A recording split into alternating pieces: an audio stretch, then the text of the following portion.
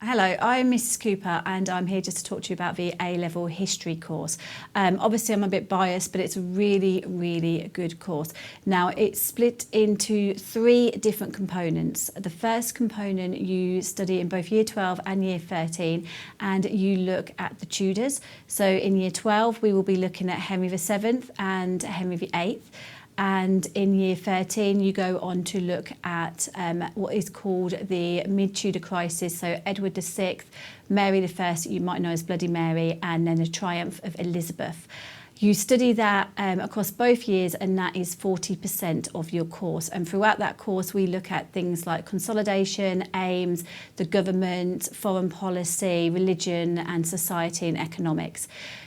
On the other side of the course, which is also 40% of your course, you look at the international relations section. Now, the international relations section is really good. It looks at rivalries between different countries and how these rivalries led to wars and kind of pushed the world into wars. You then look at kind of diplomacy and where diplomacy has failed or where it's worked, and how those rivalries have really led to tensions. Both of the courses are 40%, which obviously leaves 20% for you to be thinking about. The last 20% is where you get a little bit more free rein on what you do. So it is what we call an NEA, which is a non-examined assessment.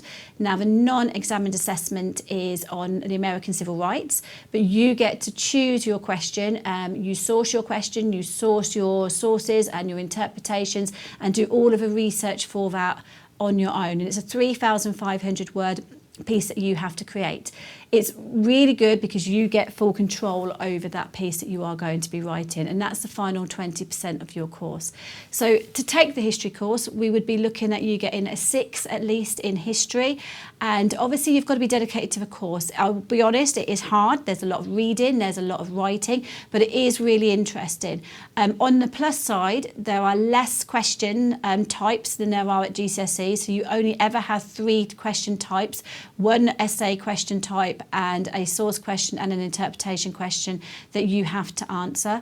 And it really is a really good unit. Now, in terms of why you would study history, it's very recognised across universities and across employees. It's believed that you have to have a certain level of academic ability and certain be able to articulate yourself very well to be able to do A-level history.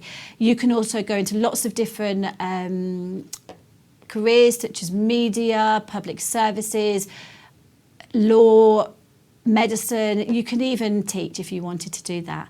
But it is a very well-rounded and accepted qualification. Also, it develops lots of skills, so your ability to be able to form judgments, to be able to produce research, and to be able to really show that you can form an argument within your writing, all of which are very good transferable skills. So all that's really left to say is I'd really look forward to you taking A-level history. If you want to know any more, I'm Mrs. Cooper, I'm the head of history. Just drop me an email or come and find me and we can discuss it further. Thank you.